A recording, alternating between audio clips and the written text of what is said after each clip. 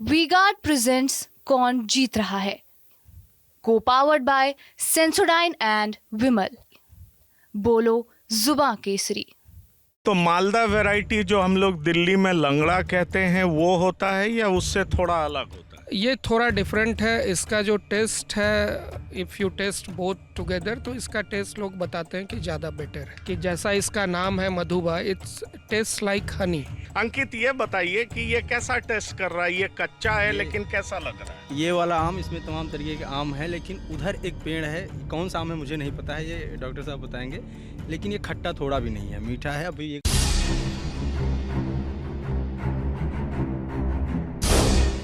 मैं इस वक्त समस्तीपुर के रहुआ गांव में खड़ा हूं और रहुआ गांव का जो ये इलाका आप देख रहे हैं, यहाँ पर तकरीबन 50 एकड़ ज़मीन पर आम और लीची की खेती होती है।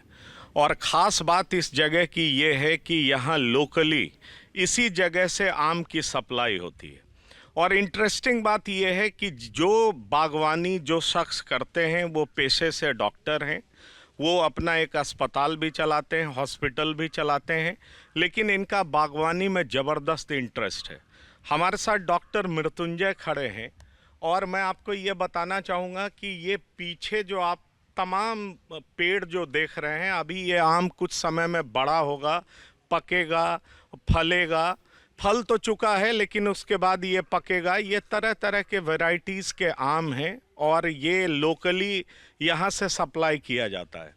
डॉक्टर मृत्युंजय, ये बताना चाहेंगे कि ये आम जो है ये कौन सा आम है, किस तरह का आम है, इसको क्या कहते हैं? सबसे पहले तो मैं TV9 भारतवर्ष को धन्यवाद देता हूँ। और अभी जो आप ये आम देख रहे हैं, ये मालदा वैरायटी का आम है और ये अभी काफ़ी छोटा है। इसका साइज़ इससे कम से कम 3 या 4 गुना बड़ा होगा और ये मोस्टली मिड जून में ये पकेगा। ये मिड जून में पकेगा। तो मालदा वैरायटी जो हम लोग दिल्ली में लंगड़ा कहते हैं वो होता है या उससे थोड़ा अलग होता है? ये थोड़ा डिफरेंट है। इसका जो टेस्ट है, if you taste both together, तो इसका टेस्ट लोग बताते हैं कि ज़्यादा बेटर है। इसका ज़्यादा बेटर है।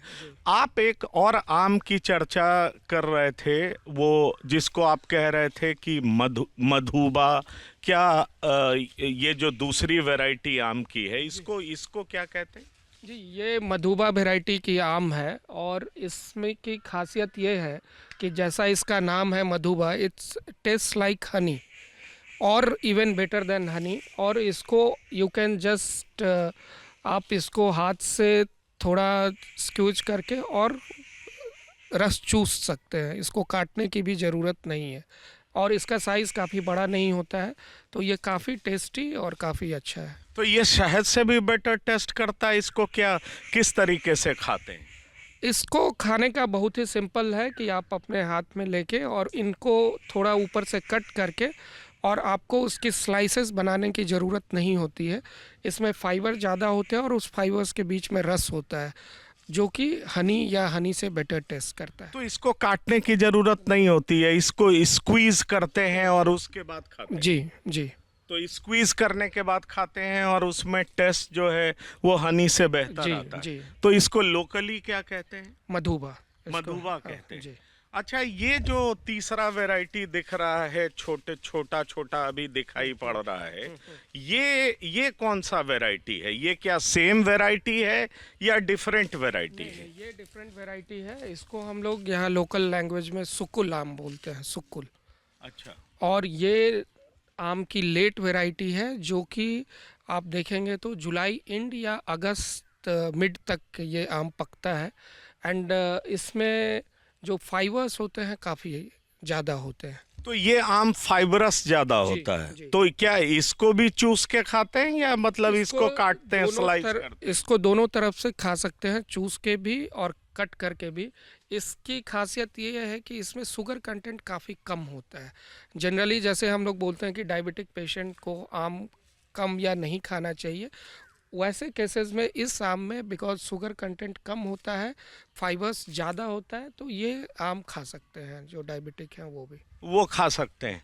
अच्छा, अगर अब यहाँ से हट करके हम इधर चलें तो ये कौन सा वैरायटी है? आपने कितनी वैरायटीज इस पूरे बगीचे में लगाया हुआ है? जो 50 एकड़ की खेती आप आम की ही करते हैं, बागवानी करते हैं, तो कितने वैरायटी आपने लगाया हुआ है यहाँ? इसमें 15 से 20 वेराइटीज़ के आम हैं, जो सीज़न के हिसाब से भी कुछ आम जो शुरू होते हैं अप्रैल एंड से या मई फर्स्ट वीक से लेके, और ये अगस्त लास्ट तक ये आम अलग अलग समय पे पकते हैं।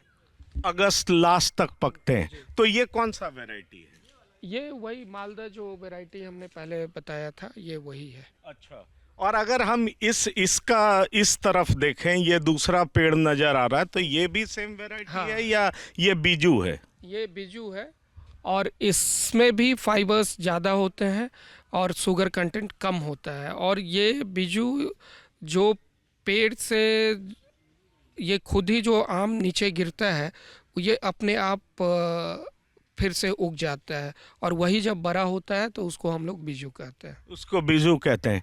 कहा यह जाता है कि इस इलाके में चौसा भी होता है, बम्बैया भी होता है, वो सारा वैरायटी भी है आपके बगीचे जी में? जी, बम्बैया है जो कि सबसे पहले पकता है, तो वो वैरायटी भी हम लोगों के पास है। और चौसा भी है, जो चौसा की चर्चा बहुत होती है इस इलाके चौसा में। इस तरफ थोड़ा सा कम है हम लोगों के। तो चौसा किधर, भागलपुर तरफ जी, होता है? वो भागलपुर की तरफ तो होता है। ये बताइए कि ये सीजन कब से होता है? मतलब कब से पकने लगता है और उसके बाद आप कब से खाना शुरू करते हैं, या इस पूरे इलाके में जो आप सप्लाई करते हैं, देते हैं लोगों को, तो कब से, किस तरीके से इसकी मार्केटिंग करते हैं?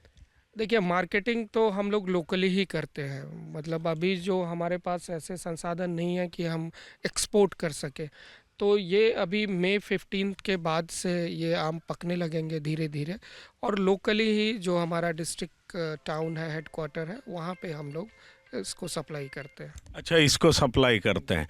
पर यहाँ पर क्या कोई प्रोसेसिंग यूनिट नहीं है? जैसे वो मैंगो जूस बनता है और तरह तरह की चीज़ें बनती है, वो कोई मैंगो जूस नहीं है, प्रोसेसिंग यूनिट नहीं है मैंगो का? देखिए, इस इलाके में सबसे बड़ी कमी यही है कि हमारे पास कोई भी फूड प्रोसेसिंग यूनिट नहीं है, जबकि हम लोग इतना ज़्यादा आम और लीची दोनों का उत्पादन करते हैं, लेकिन कई बार फूड प्रोसेसिंग यूनिट या कोल्ड स्टोरेज नहीं होने की वजह से आप समझिए कि 30% तक जो आम और लीची है वो सड़ जाते हैं या बेकार हो जाते हैं, या ड्यूरिंग ट्रांसपोर्ट वो ख़राब हो जाते हैं। तो अगर फूड प्रोसेसिंग यूनिट्स यहाँ पे लगे तो इसी आम से हम लोग हाई क्वालिटी के जूस या और भी जो प्रोडक्ट्स हैं वो बनवा सकते हैं, बना सकते हैं, और उसको हम लोग पूरे देश में भेज सकते हैं। हमारे साथी अंकित हैं, वो अभी आम कच्चा ही है, उसका स्वाद ले रहे हैं और मुस्कुरा भी रहे हैं। अंकित, ये बताइए कि ये कैसा टेस्ट कर रहा है? ये कच्चा है लेकिन कैसा लग रहा है? ये वाला आम, इसमें तमाम तरीके के आम है, लेकिन उधर एक पेड़ है, कौन सा आम है मुझे नहीं पता है, ये डॉक्टर साहब बताएंगे। लेकिन ये खट्टा थोड़ा भी नहीं है, मीठा है। अभी एक लड़के ने बताया कि उस पेड़ में मीठा आम है, और ये पर्याप्त मीठा, मतलब कच्चा वाला कोई स्वाद नहीं। इसको 2-3 आम खाया जा सकता है एक बार में। कौन सा आम है मुझे नहीं पता है। ये कौन सा आम है डॉक्टर साहब, जो कच्चा भी है लेकिन मीठा लग रहा है? ये बम्बई है। अच्छा, ये बम्बई है। तो बम्बई भी इसी इलाके में होता है या और भी आसपास जगह पे होता है? और भी आसपास जगह में, जैसे कि पूरे समस्तीपुर में आप देख सकते हैं, कुछ दरभंगा के पार्ट या बेगूसराय के पार्ट में भी ये होता है। ये होता है। जी। तो ये कब, कौन सा सीजन होगा जब आप खाना शुरू करेंगे, बेचना शुरू करेंगे? मतलब लोग आएंगे जो बायर्स हैं और आम खरीदना शुरू करेंगे? ये 15 मई के बाद का समय होता है। 15 मई के बाद का समय होता है।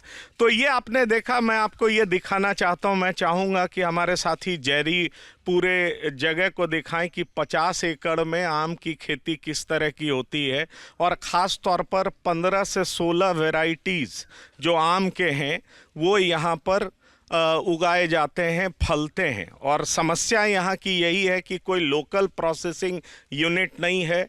लोग खरीदने आते हैं और यहाँ से लोकली इसको सप्लाई किया जाता है। डॉक्टर बता रहे थे, चूँकि ये पेशे से डॉक्टर हैं, लेकिन बागवानी का इनको बहुत शौक़ है, और इसलिए ये इलाका काफ़ी चर्चित है। और ये जो रहुआ गांव है यहाँ पर 50 एकड़ में सिर्फ आम का फसल उगाया जाता है। तो आप समझ लीजिए कि ये जगह आम के लिए बिल्कुल चर्चित है। जबकि आप सड़क के उस तरफ अगर मैं आपको लेके चलूँगा तो वहाँ लीची का बागान है। लीची कौन से महीने में आप उगाते हैं? लीची का जो अभी सीजन आ रहा है ये अप्रैल एंड से लेके मई 15 या 30 मई तक इसका सीजन रहता है। 30 में तक सीजन रहता है। तो इस तरह की ज़बरदस्त खेती ये डॉक्टर करते हैं। डॉक्टर मृत्युंजय पेशे से डॉक्टर ज़रूर हैं, लेकिन इनको आम, लीची की खेती और साथ ही साथ कटहल, तीनों की खेती ज़बरदस्त तरीके से करते हैं और तकरीबन 100 एकड़ में खेती इनकी होती है और ये पूरे शहर 2-3 ज़िले में इनकी सप्लाई भी होती है। तो आपको हमने दिखाया कि किस तरीके से यहाँ पर आम का बगीचा है और तरह तरह के आम हैं। 15 से 16 वैरायटीज़ के आम की बात कह रहे हैं और ये मिड मई से पकना शुरू होता है और अगस्त लास्ट तक वो चलता रहता है। तो मैंने आपको आम का बगीचा दिखाया और ख़ास बात यह है कि डॉक्टर मृत्युंजय जो कि डॉक्टर हैं वो आम का बागवानी करते हैं और बागवानी भी इस ज़बरदस्त तरीके से करते हैं कि यहाँ लोकली जो ज़रूरत होती है लोगों की वो यहाँ से पूरी होती है और काफ़ी ज़्यादा तादाद में लोग आते हैं, ख़रीदने के लिए आते हैं। लेकिन समस्या यहाँ की यही है कि प्रोसेसिंग यूनिट के अभाव में बहुत सारा प्रोडक्ट बर्बाद भी होता है। तो डॉक्टर मृत्युंजय, क्या आपने कोशिश कभी नहीं की कि लोकल एडमिनिस्ट्रेशन से मिल करके कोई एक उपाय ढूंढा जाए? मैं ऐसा इसलिए पूछ रहा हूँ कि नालंदा में लोग मशरूम उगाते हैं तो वहाँ लोकल एडमिनिस्ट्रेशन हेल्प करता है कि उसकी मार्केटिंग हो जाए, जगह जगह के अन्य इलाकों में वो भेजा जाए, लोगों को ठीक ढंग से रोजगार मिल सके। यहाँ पर इस तरह की कोई व्यवस्था नहीं हो पाई। देखिए, अभी तक इसमें कोई व्यवस्था इस तरह की नहीं हो पाई है। हमने सरकार के रिप्रेजेंटेटिव से या गवर्नमेंट ऑफिशियल से भी बात की है।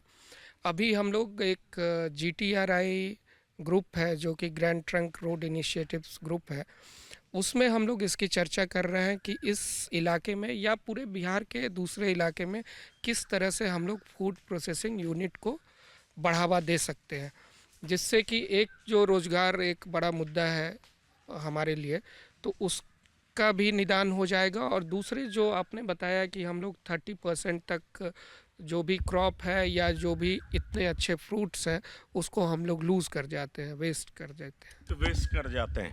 तो ये थे डॉक्टर मृत्युंजय और हमने आपको दिखाया पूरा बाग बगीचा। चूँकि चुनावी शोर है और चुनावी शोर के बीच में ये पूरी तरह से शांत इलाका हमें नज़र आया और हमने देखना चाहा कि आखिरकार बागवानी यहाँ पर किस तरह की है। हमें पता लगा कि डॉक्टर मृत्युंजय बागवानी करते हैं। हमारा इंटरेस्ट जगा कि आखिरकार डॉक्टर हैं फिर इस तरह की बागवानी करते हैं। तो निश्चित तौर पर हमने पूरे इलाके को आपके सामने रखा कि किस तरीके से ये जो जगह है वो लोकल मार्केट को आम की सप्लाई करता है। तो इस समय रहुआ गांव समस्तीपुर से अपने साथी जेरी और अंकित मिश्रा के साथ TV9 के लिए पंकज कुमार। धन्यवाद, नमस्कार।